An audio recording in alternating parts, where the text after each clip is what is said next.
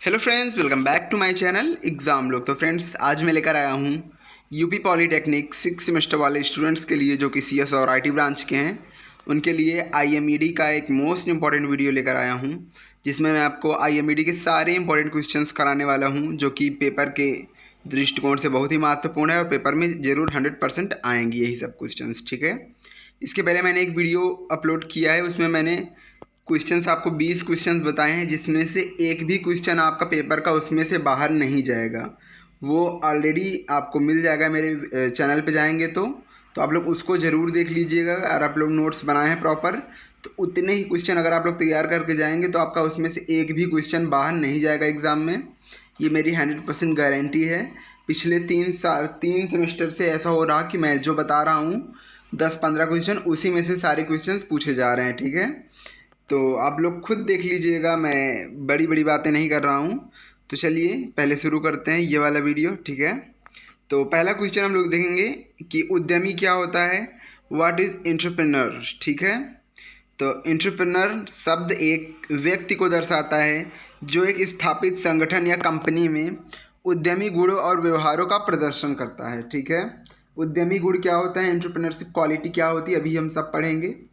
ठीक है, तो एंटरप्रेन्योर उद्यमी के स्वभाव, जोखिम उठाने की योग्यता और सक्रियता को साझा करते हुए मौजूदा संगठन की संरचना के अंदर कार्य करता है। ठीक है, देखिए जोखिम उठाने की योग्यता, देखिए मैंने जो इम्पोर्टेंट वर्ड्स है इसको हाईलाइट किया है रेड पेन से। तो देखिए पहले जोखिम उठाने की योग्यता, मतलब कि अगर हम कोई भी बिजनेस ओपन कर रहे हैं तो वो जोखिम ही है ना, कि कहीं वो बिजनेस चले कि ना चले, तो वो ये भी एक जोखिम ही तो हुआ।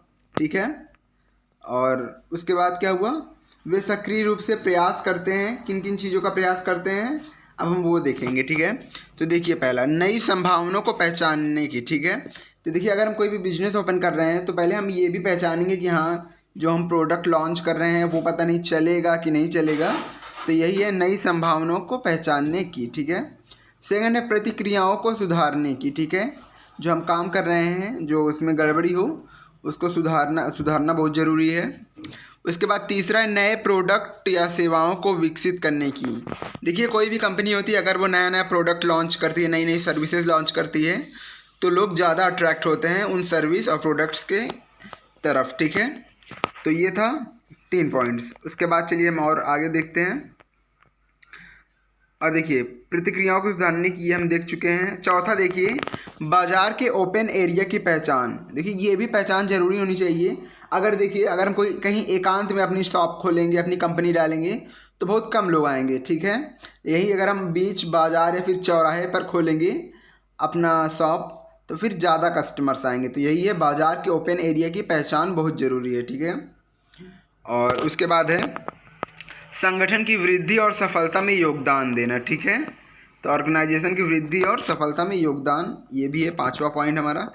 अब चलिए देखते हैं एंटरप्रेन्योर के कार्य क्या क्या होते हैं, एक उद्यमी के कौन कौन से कार्य होते हैं, अब हम ये देखेंगे। ठीक है, तो देखिए नवीनता और आविष्कार। देखिए जो भी एंटरप्रेन्योर होता है वो नए नए प्रोडक्ट को लॉन्च करता है, यही है नवीनता और आविष्कार। ठीक है, दूसरा है व्यापारी योजना तैयार करना, मतलब पूरा डिटेल रखना कि हाँ कि ये प्रोडक्ट लॉन्च करेंगे तो हमें इतना फ़ायदा होगा, इसके बाद हम ये करेंगे वो करेंगे, तो सारा व्यापारी योजना आपको तैयार रखना पड़ता है। वित्तीय प्रबंधन। ठीक है, देखिए आपको पैसे का तो मैनेजमेंट करना ही होता है, क्योंकि बिना पैसे के हम कोई भी काम स्टार्ट नहीं कर सकते, तो यह है वित्तीय प्रबंधन। ठीक है, इकोनॉमिकल मैनेजमेंट। उसके बाद क्या है संचालन और प्रबंधन। देखिए अगर हम कोई भी कंपनी लॉन्च कर रहे हैं, ओपन कर रहे हैं, कोई प्रोडक्ट लॉन्च कर रहे हैं, तो उसको हम कैसे चलाएंगे और उसका प्रबंध कैसे करेंगे, मैनेज कैसे करेंगे, ये सब भी हमको जानना बहुत ज़रूरी है। उसके बाद है मार्केट सर्वे। देखिए मार्केट सर्वे एक बहुत ही इंपॉर्टेंट क्वेश्चन है, अभी मैं इसको डिटेल में भी नीचे डिस्कस करने वाला हूँ। मार्केट सर्वे मैं आपको ऐसे समझाता हूँ कि अगर हम कोई भी प्रोडक्ट लॉन्च करने से पहले या फिर कोई सर्विसेज ओपन करने से पहले पहले हम मार्केट में पता करेंगे कि हाँ इसका क्रेज है कि नहीं, लोग इसको जानते हैं, ये लोगों की उपयोगिता है कि नहीं। पहले हम इसके बारे में जानेंगे, फिर देखेंगे इसके कॉम्पेटिटर्स कितने हैं, कितने लोगों ने ऑलरेडी इसको लॉन्च कर दिया है प्रोडक्ट, और हम इसमें क्या नया ऐड कर सकते हैं। ये सभी है मार्केट सर्वे के अंतर्गत आता है। ठीक है, उसके बाद है छठवां साइट सिलेक्शन। जैसे मैंने अभी बताया कि अगर हम बीच बाज़ार में अगर खोलेंगे चौराहे पे खोलेंगे दुकान तो ज़्यादा चलेगी, ठीक है। और यही हम जंगल में खोलेंगे तो बहुत कम लोग चलेगी, क्योंकि वहाँ लोग ज़्यादा नहीं हैं, ठीक है। उसके बाद 7वां पॉइंट है बिजनेस प्लान साइज़, कि हम अपना बिजनेस कितना बड़ा कर रहे हैं। अगर हम ज़्यादा बिजनेस अपना बड़ा करेंगे तो हमको ज़्यादा इन्वेस्टमेंट करनी पड़ेगी और ज़्यादा भी लोग भी चाहिए होंगे, वर्कर्स, ठीक है। तो ये होगा। उसके बाद है फाइनेंशियल एक्सपेंडिचर रिकॉर्ड कीपिंग। देखिए हम लोग जो चीज़ों को के ऊपर खर्चा कर रहे हैं, जैसे प्रोडक्ट पे इतना खर्चा किए, इस प्रोडक्ट पे इतना खर्चा किए, तो उन सभी चीज़ों का रिकॉर्ड रखना भी ज़रूरी है। तो यही है फाइनेंशियल एक्सपेंडिचर्स रिकॉर्ड कीपिंग। देखिए मैं इतना मेहनत कर रहा हूँ आप लोगों के लिए। आप लोग प्लीज़ वीडियो को लाइक करिए और अपने सारे दोस्तों के साथ शेयर कर दीजिए, ठीक है। और जो लोग नए हैं वो चैनल को सब्सक्राइब कर लेंगे। अब देखिए एक क्वेश्चन है स्वोट, इसमें क्या होता है? स्वोट का फुल फॉर्म पहले जान लेते हैं। Strength, weakness, opportunity, threats. तो ये स्वोट के बारे में बेसिकली हम लोग इसकी स्ट्रेंथ जानेंगे, वीकनेस क्या होती है, अपॉर्चुनिटीज़ क्या क्या होती हैं, और थ्रेट्स क्या क्या, बाधाएं क्या क्या होती हैं, ये सभी हम लोग स्वोट के अंतर्गत पढ़ेंगे, ठीक है। तीसरा क्वेश्चन है हमारा मार्केट सर्वे, जो मैंने अभी बताया आपको। देखिए चलिए पढ़ते हैं। बाजार सर्वेक्षण किसी उत्पाद अथवा सेवा विशेष के प्रति ग्राहकों के झुकाव का अध्ययन करने की प्रक्रिया है, ठीक है। अभी मैंने जैसे आपको बताया कि कस्टमर को क्या चीज़ें ज़्यादा पसंद आ रही हैं, क्या कस्टमर की ज़्यादा नीड्स हैं, उसी पे हम लोग काम करें, तो यही है मार्केट सर्वे। अब देखिए need of market survey, market सर्वे करने की ज़रूरत क्या है, बाजार सर्वेक्षण करने की क्या ज़रूरत है, अब हम लोग ये देखेंगे। तो देखिए पहला पॉइंट है अंडरस्टैंडिंग कस्टमर नीड्स, ग्राहकों की उपयोगिता समझना, कि ग्राहकों की किस प्रोडक्ट, किस सर्विसेज की ज़रूरत है, ठीक है। उसके बाद सेकंड है आइडेंटिफाइंग टारगेट मार्केट, ठीक है, उस टारगेट मार्केट की पहचान करना कि किस प्रोडक्ट की ज़्यादा ज़रूरत है, ठीक है, लोगों को, ठीक है। उसके बाद है इवेल्युएटिंग प्रोडक्ट सर्विस डिमांड, ठीक है, कि अब हम ये देखेंगे कि उस जो प्रोडक्ट है उसकी कितनी डिमांड है। जैसे अभी टूथपेस्ट हो गया, लोग डेली यूज़ करते हैं, तो उसकी कितनी ज़्यादा डिमांड होगी आप लोग खुद ही सोच सकते हैं, ठीक है। और उसके बाद चौथा है असेसिंग कंपटीशन, मूल्यांकन कंपटीशन, ठीक है।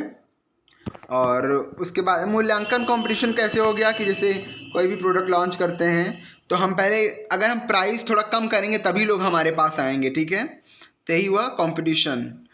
उसके बाद क्या हुआ पांचवा गैदरिंग फीडबैक, अगर हम कोई भी प्रोडक्ट लॉन्च कर रहे हैं तो वो प्रोडक्ट कैसा है, ये फीडबैक हमको कस्टमर से अगर मिले तो अच्छे फीडबैक मिले तो अच्छी बात है, अगर कुछ में हमारे प्रोडक्ट में कुछ कमी है तो फीडबैक के जरिए हमें वो भी पता चल जाएगा कि हमारे प्रोडक्ट में क्या कमी है, ठीक है। उसके बाद छठवां क्वेश्चन है हमारा मार्केट ट्रेंड्स एनालिसिस, मार्केट में क्या चीज़ें ट्रेंड कर रही हैं उसका एनालिसिस करना, ये हो गया हमारा मार्केट सर्वे का छठवां पॉइंट, ठीक है। अब और देखते हैं इसमें डिसीजन मेकिंग सपोर्ट है, ठीक है।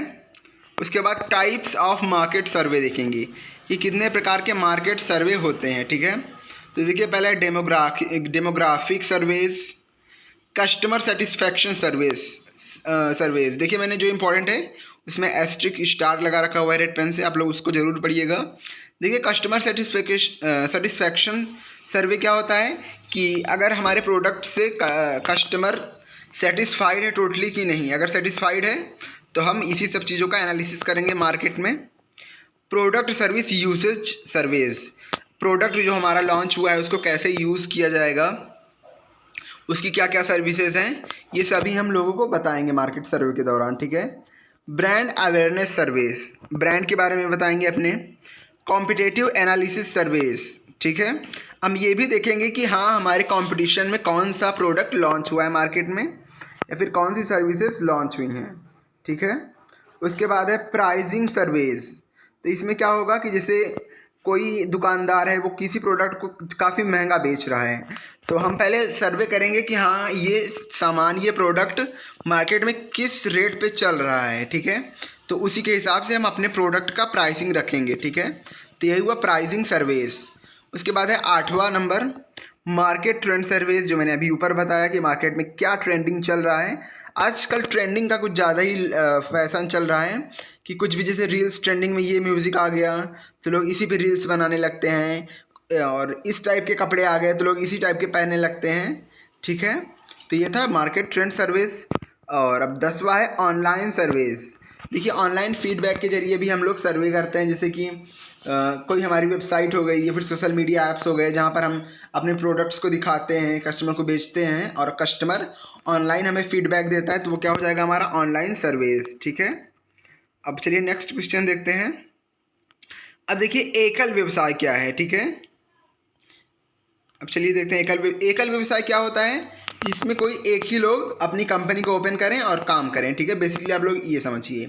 अब चलिए देखिए मैंने इसको कितनी शॉर्ट में लिखा है। तो देखिए इसमें केवल एक स्वामी होता है, मतलब एक मेन मालिक होता है, सिर्फ एक मालिक। ठीक है, इसीलिए इसका नाम है एकल व्यवसाय। ठीक है, उसके बाद दूसरा पॉइंट है व्यवसाय के लिए कोई विशिष्ट अधिनियम नहीं। उसके आगे मैंने क्रॉस लगा रखा है क्योंकि व्यवसाय के लिए कोई विशिष्ट अधिनियम की ज़रूरत नहीं है। ठीक है, और देखिए अगर हम अकेले हैं तो इसमें हमको विचार विमर्श किसी से करने की ज़रूरत ही नहीं है।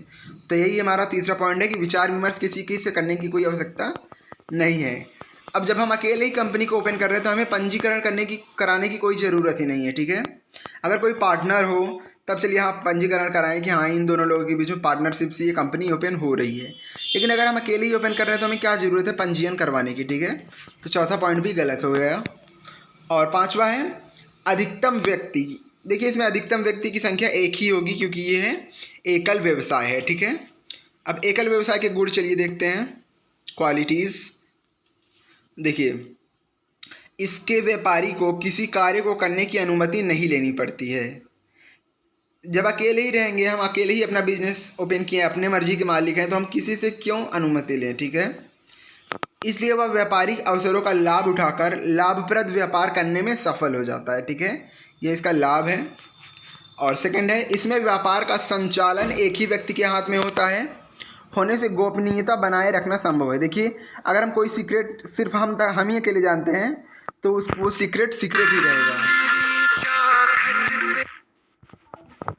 तो वो सीक्रेट ही रहेगा। ठीक है, और अगर हमारे अलावा 2-3 लोग और जान जाएं तो वो सीक्रेट नहीं रह जाएगा, क्योंकि वो लोग एक दूसरे से शेयर करते करते सभी को पता चल जाएगा। तो अगर हम अकेले व्यापार एकल व्यवसाय में सीक्रेट बनाए रखना काफ़ी मतलब संभव होता है। ठीक है, उसके बाद देखिए उसके बाद हम लोग देखेंगे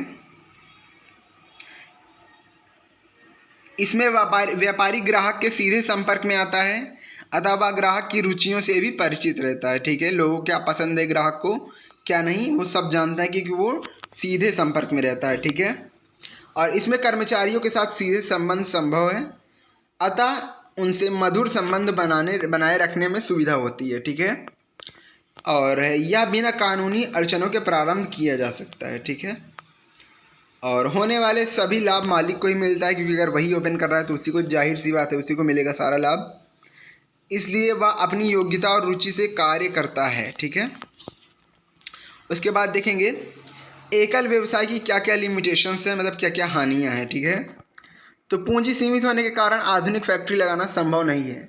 अब पूंजी सीमित क्यों होगी समझिए, अगर हम एक लोग रहेंगे, एक लोग पैसा लगाएंगे तो उतना ही पैसा लगेगा जितना हम लगाएंगे। अगर 2 लोग रहेंगे तो 2 लोग पैसा लगाएंगे तो ज़्यादा प्रोडक्ट लॉन्च कर पाएंगे, ज़्यादा सामान ला पाएंगे हम लोग, ज़्यादा अपने वर्कर्स रख पाएंगे, तो बड़ी फैक्ट्री लगाना संभव हो जाएगा। लेकिन अगर एक ही लोग रहेंगे तो ज़्यादा से बड़ी फैक्ट्री लगाना संभव नहीं हो पाएगा। ठीक है, अपरिमित दायित्व होता है। ठीक है, उसके बाद है मालिक सभी तकनीकों में दक्ष नहीं हो सकता है। देखिए अगर एक ही लोग हैं तो उनको सभी चीज़ों के बारे में ज़रूरी नहीं कि नॉलेज हो, अगर 2 लोग रहते हैं तो दिमाग बढ़ता है और भी चीज़ें पता चलती हैं। चौथा है व्यवसाय का विस्तार सीमित होता है। ठीक है, क्योंकि अकेले हैं तो हमको पता है कि हाँ हम अपना बिजनेस इतनी दूर तक ही ले जा सकते हैं, लेकिन अगर उसमें 1-2 और को फाउंडर्स या को बिजनेस पार्टनर्स आ जाएँ तो क्या होगा, हमारे व्यवसाय का विस्तार हो जाएगा। ठीक है, एक्सपेंड हो जाएगा हमारा बिजनेस। पांचवा है मालिक की अक्षमता के कारण व्यवसाय में हानि होने पर उसे बंद करना पड़ता है। अगर मान लीजिए अगर हम कोई प्रोडक्ट लॉन्च करें, सारा पैसा उसी में लगा दें और हमारी कंपनी लॉस में चली गई तो हमारे कंपनी को बंद करने की भी नौबत आ जाएगी। ठीक है, तो ये था एकल व्यवसाय। अब हम लोग देखेंगे साझेदारी, पार्टनरशिप क्या होती है। ठीक है, तो देखिए पार्टनरशिप क्या होती है। साझेदारी कम से कम 2 व्यक्ति होते हैं इसमें। ठीक है, यन का मान 2 या 2 से ज़्यादा है। ठीक है, मतलब कि जो हमारे पार्टनर मतलब कैसे बताएं आपको, जो हमारे मालिक होंगे वो 2 से ज़्यादा होंगे, क्योंकि अगर एक ही होंगे तो वो एकल व्यवसाय हो जाएगा, क्योंकि हम लोग साझेदारी में कर रहे हैं। साझेदारी में 2 या 2 लोगों के बीच में होता है, ठीक है, 2 या 2 लोगों से ज़्यादा के बीच में। और इस स्थापना के लिए भारतीय साझेदारी अधिनियम 1932 है। देखिए, भारतीय साझेदारी अधिनियम मतलब कि इंडियन पार्टनरशिप एक्ट 1932 के तहत हम लोग साझेदारी कर सकते हैं, साझेदारी से कोई कंपनी ओपन कर सकते हैं। और उसके बाद है सभी निर्णय विचार विमर्श द्वारा ही होता है, क्योंकि अगर 2 लोग रहेंगे तो बिना दोनों के विचार से ही तो सारे काम होंगे। बिना एक के विचार, दोनों के विचार जब तक नहीं होगा तब तक हमारा कोई भी काम स्टार्ट नहीं होगा। पंजीयन वैकल्पिक है, मतलब कि अगर चाहें तो पंजीयन करा सकते हैं, चाहे तो नहीं कराएं, लेकिन वैधानिक आवश्यकताओं के लिए आवश्यक है, ठीक है, लीगल नीड्स के लिए आवश्यक है। उसके बाद है साझेदारी की अधिकतम संख्या। देखिए, साझेदारों की अधिकतम संख्या 20 हो सकती है और बैंकिंग व्यवसाय की दशा में 10 ही हो सकती है, ठीक है। अब हम देखेंगे कि एंटरप्रेन्योर की क्या क्या क्वालिटीज़ होंगी, या फिर एक लीडरशिप की क्या क्या क्वालिटीज़ होंगी, अब हम वो देखेंगे, ठीक है। तो देखिए लीडरशिप क्वालिटीज़, तो देखिए पहले वो सेल्फ कॉन्फिडेंस होना चाहिए, उसके अंदर आत्मविश्वास होना चाहिए कि हाँ हम ये काम कर लेंगे। करेज होना चाहिए, करेजियस होना चाहिए, साहसी होना चाहिए। अब ये नहीं कि थोड़ा सा लॉस हो गया तो डर जाए, कंपनी को छोड़ छाड़ के चला जाए, ऐसा नहीं होना चाहिए। स्वस्थ विचारधारा, हेल्दी थॉट्स होने चाहिए, उसके पॉजिटिव थॉट्स होने चाहिए।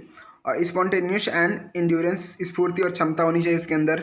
शिक्षित होना चाहिए, एजुकेशन होना चाहिए। ब्रिलियंस होना चाहिए, प्रखरता मतलब। फ्लेक्सिबल नेचर का होना चाहिए, ज़्यादा रूड नहीं होना चाहिए, ठीक है। उसके बाद दूरदृष्टि वाला होना चाहिए, फार साइड होना चाहिए कि हमारी कंपनी कहाँ तक जा सकती है, कहाँ तक हम अपनी कंपनी को ले जा सकते हैं, ठीक है। तो ये सभी भी हम ध्यान देंगे। उसके बाद हमारा अगला क्वेश्चन है 7वां क्वेश्चन, ABC विश्लेषण। ये 100% है, पूछा जाएगा आपसे, ठीक है। तो आप लोग वीडियो को लाइक करिए पहले, ठीक है, क्योंकि इतनी मेहनत कर रहा हूँ आप लोग के लिए, तो आप लोग को वीडियो को लाइक करना ही पड़ेगा।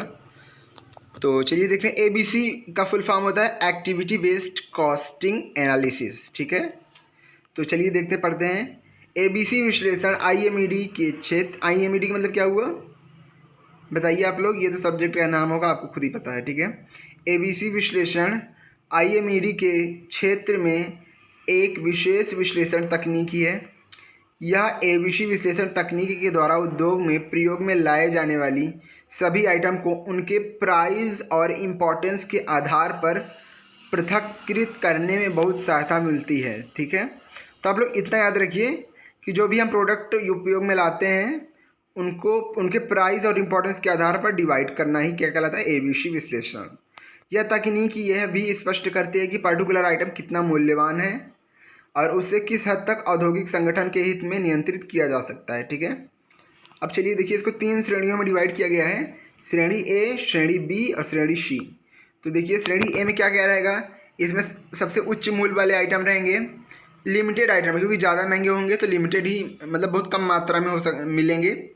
महंगे होंगे, स्मॉल क्वांटिटी में खरीदे जा सकते हैं, बहुत ज़्यादा नहीं खरीद सकते हैं, कम से कम मतलब बहुत कम मात्रा में खरीद सकते हैं, क्योंकि महंगा है तो और ज़्यादा उपलब्ध भी नहीं है तो कम ही मात्रा में खरीदेंगे हम लोग। और रिस्क ऑफ नॉन अवेलेबिलिटी, कभी कभी ऐसा होता है कि हो ही ना वो आइटम, ठीक है, हमें वो आइटम ना मिल पाए क्योंकि महंगा है और मिलने के भी बहुत कम ही चांसेस होते हैं, तो ये A श्रेणी में आएंगे। अब B श्रेणी में कौन से आएंगे, इसमें मीडियम प्राइस वाले आइटम्स आते हैं, ठीक है। और B श्रेणी वाले प्राइस का आइटम क्या होता है, A श्रेणी से कम होता है और C वाली श्रेणी से ज़्यादा होता है इसका मूल्य, ठीक है। इसमें औसत नियंत्रण की आवश्यकता होती है, ठीक है। अब चलिए हम C श्रेणी वाले देखेंगे। देखिए इसमें सबसे कम लागत वाले आइटम्स आते हैं और इसमें अनलिमिटेड आइटम्स हो सकते हैं। इसमें कोई भी कंट्रोल करने की कोई ज़रूरत नहीं है, कंट्रोल रखने की।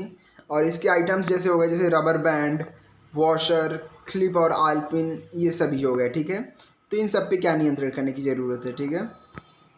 उसके बाद देखिए हमारा 8वां इंपॉर्टेंट क्वेश्चन है GST, वस्तु एवं सेवा कर। तो GST का उद्देश्य राज्यों की अर्थव्यवस्थाओं को एक साथ लाकर देश की संपूर्ण आर्थिक स्थिति में सुधार करना है, ठीक है। यह राष्ट्रीय स्तर पर एक ऐसा विस्तृत इनडायरेक्ट टैक्स है। देखिए इनडायरेक्ट टैक्स क्या होगा कि हमसे डायरेक्ट नहीं लिया जाएगा, जैसे हम कोई भी प्रोडक्ट खरीद रहे हैं तो इसमें ऑलरेडी इंक्लूड रहेगा। जैसे हम बिस्किट खरीदते हैं, नमकीन या फिर बुक्स, कोई भी चीज़ खरीदते हैं उसमें इनडायरेक्टली रूप से हमारा जीएसटी ऐड होता है, ठीक है। तो जो वस्तुएं और सेवाओं के उत्पादन, बिक्री, उपयोग पर लगाया जाता है, ठीक है, यह राज्य और केंद्र द्वारा वस्तुओं और सेवाओं पर लगाए जाने वाले अन्य सभी करों की जगह पर लाया गया है, ठीक है। उसके बाद हम लोग देखेंगे परियोजना मूल्यांकन, ठीक है। तो देखते हैं, किसी उद्योग की स्थापना करने हेतु तैयार की गई परियोजना का मूल्यांकन करना परमावश्यक एवं सर्वाधिक महत्वपूर्ण कार्य है। परियोजना का मूल्यांकन करने में निम्न तत्व विचारणीय होते हैं। देखिए इधर लिखा हुआ है कौन कौन से तत्व विचारणीय होते हैं। बाजार, हमें मार्केट की परख होनी चाहिए पूरी। मटेरियल, सामग्री की पूरी जानकारी होनी चाहिए, कौन कौन सा मटेरियल लगेगा, कहाँ से मिलेगा, कितनी मात्रा में मिलेगा, ठीक है। मशीनरी की सारी जानकारी होनी चाहिए कि हमारा प्रोडक्ट इस मशीन में बनेगा, कैसे बनेगा, मशीनरी का कार्य क्या है, कैसे कंट्रोल किया जाएगा, वर्किंग प्रोसेस क्या होगा, ये सभी हमारा मशीनरी के अंतर्गत होगा। उसके बाद है पूंजी, कैपिटल, कि हमारा इन्वेस्टर कौन होगा, हमें कितना लाभ मिलेगा, ये सभी पूंजी के अंतर्गत आएगा, ठीक है। अब हम 10वां क्वेश्चन देखेंगे अपना, प्रबंधक, मैनेजर क्या होता है या फिर मैनेजमेंट क्या होता है। तो उद्योग में कार्यरत एक कर्मचारी होता है प्रबंधक, ठीक है। अपना कोई व्यवसाय नहीं बल्कि स्वयं का निर्णय भी नहीं ले सकता है प्रबंधक, क्योंकि वो प्रबंधक होता है, ठीक है। वो स्वयं का कोई व्यवसाय नहीं होता उसका, और वह कोई निर्णय भी नहीं ले सकता है, वो सिर्फ मैनेज कर रहा है। और बिजनेस तो मालिक का होता है, ठीक है। उद्योग से उसको वेतन मिलता है, ठीक है। और उद्योग का संचालन करता है रिस्क के प्रतिकूल रहता है, मतलब उसको रिस्क से कोई मतलब नहीं कि वो सिर्फ मैनेज करता है, ठीक है। रिस्क तो उसी को लेना पड़ेगा जिसने कंपनी ओपन की है, ठीक है। उसके बाद देखेंगे उद्यमी, एंटरप्रेन्योर क्या होते हैं, एक बार फिर से शॉर्ट में देखेंगे। तो देखिए, उद्यमी उद्योग का मालिक होता है। एक उद्यमी अपने व्यवसाय का स्वयं प्रबंध करता है तथा स्वयं ही निर्णय लेता है, ठीक है। उद्योग से लाभ प्राप्त होता है। उद्यमी उद्योग की शुरुआत करता है और हमेशा रिस्क लेता है, ठीक है। तो ये था उद्यमी। अब देखिए TQM देख लेते हैं। वैसे इसके नेक्स्ट वीडियो में मैं TQM को डिटेल में डिस्कस करूँगा, लेकिन इस वीडियो में मैं आपको इस TQM के बारे में थोड़ा सा बता देता हूँ। तो देखिए TQM का फुल फॉर्म होता है टोटल क्वालिटी मैनेजमेंट, ठीक है। गुण नियंत्रण से अभिप्राय एक ऐसी प्रक्रिया से है जो कि निर्मित उत्पाद के, मतलब निर्मित प्रोडक्ट के गुणों पर नियंत्रित रखने हेतु प्रयुक्त की जाती है। मतलब कि कोई भी प्रोडक्ट है उसकी क्या क्वालिटीज़ हैं, ये हमको मैनेज करने के लिए हम लोग TQM का यूज़ करते हैं, ठीक है। तो ये थे आज के 12 क्वेश्चंस। आई होप आपको ये सारे क्वेश्चंस समझ में आया हो, क्योंकि मैंने अपनी पूरी कोशिश की है कि आपको ये सारे क्वेश्चंस आपको अच्छे से समझाऊँ। ये मेरी हैंड रिटन नोट्स है, इसको मैंने अपने हैंड से बनाया लिखा है, और इसके और भी आगे मैंने लिखा है जो मैं आपको नेक्स्ट वीडियो में लाऊंगा। लेकिन वो वीडियो मैं तभी आपके लिए बनाऊंगा जब आप लोग इस पर लाइक करेंगे, इस पर कमेंट करेंगे और इसको ढेर लोगों के साथ शेयर करेंगे। क्योंकि मैं आधे घंटे मेहनत कर रहा हूँ, पहले लिख रहा हूँ इसको इतने दिन से छाँट के मटेरियल्स, और आप लोगों के को प्रोवाइड करा रहा हूँ। तो आप लोग का भी फ़र्ज़ बनता है कि आप लोग वीडियो को लाइक करें और शेयर करें, ठीक है। तो इसका नेक्स्ट पार्ट भी हम जल्द लाएंगे। अगर आपको ये PDF चाहिए तो आपको हमारे टेलीग्राम चैनल पर मिल जाएगा, और टेलीग्राम चैनल हमारा एग्ज़ाम लोग से है, जैसे हमारा चैनल का नाम है उसी नाम से। और आप हमारे व्हाट्सएप ग्रुप पे भी जुड़ सकते हैं, उस पर भी आपको ये मिल जाएगा। और ग्रुप पे आप लोग चैनल के अबाउट से जाके जुड़ सकते हैं, ठीक है। उसमें लिंक्स आपको दी गई हैं। तो मिलेंगे नेक्स्ट वीडियो में, तब तक के लिए हंसते रहिए, मुस्कुराते रहिए, लेकिन पढ़ते ज़रूर रहिए। जय हिंद, जय भारत।